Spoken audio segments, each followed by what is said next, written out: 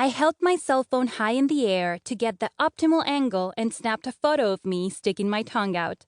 Then I sent it to my best friend Laura, pleased that the picture was cropped so tight I wouldn't give away my surprise. Goofy selfies were kind of our thing.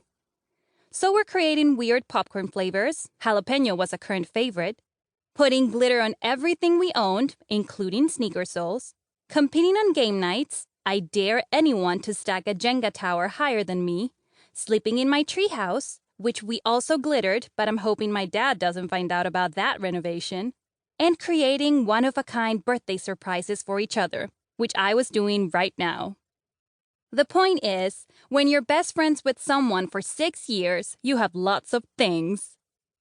I waited for Laura to send me a selfie back, like she always did. Text bubbles appeared in our text message chain, then disappeared. Maybe she was busy. I certainly was. Planning the best surprise party ever was hard. Okay, I've got the sign up. My older sister Taryn was balanced atop a chair barefoot, trying to hang a paper birthday banner for me, but something about it was off. You hung it crooked, I pointed out. The left side is lower than the right. No, it's not. Taryn leaned back to admire her handiwork. It is. I took a step back to be sure. The left side was definitely too low. We need to fix it or the sign will look crooked in all our pictures. Zoe. Taryn deep sighed. Whenever my sister exaggerated my name, I knew she'd had enough of me. Right then, she'd had enough of me. Take your pictures on an angle then. Taryn jumped down from the chair and shot me a withering look as she adjusted the waistband on her favorite jeans. It was the pair that had just the right number of rips in the legs and that she'd never let me borrow. I'm not rehanging it. It looks fine. Fine? Tonight couldn't be fine. Tonight needed to be epic. Unforgettable. The best celebration in history. You only turned 12 once, and I was determined to make sure Laura never forgot her birthday. Her party banner couldn't be crooked. But I couldn't tell Taryn that. She rarely hung out with me anymore, and the two of us never talked. She was always out with her friends or on her phone and couldn't be interrupted. The only time I heard from her was when she butted in with a sarcastic comment from 2 rooms away on whatever conversation I was having. Only you would think that, Zoe. I kicked off my flip-flops and climbed onto a bench. I'll do it myself. Taryn grabbed her phone off the table. Knock yourself out, shorty. I climbed up and stood on my tippy toes, praying I wouldn't fall.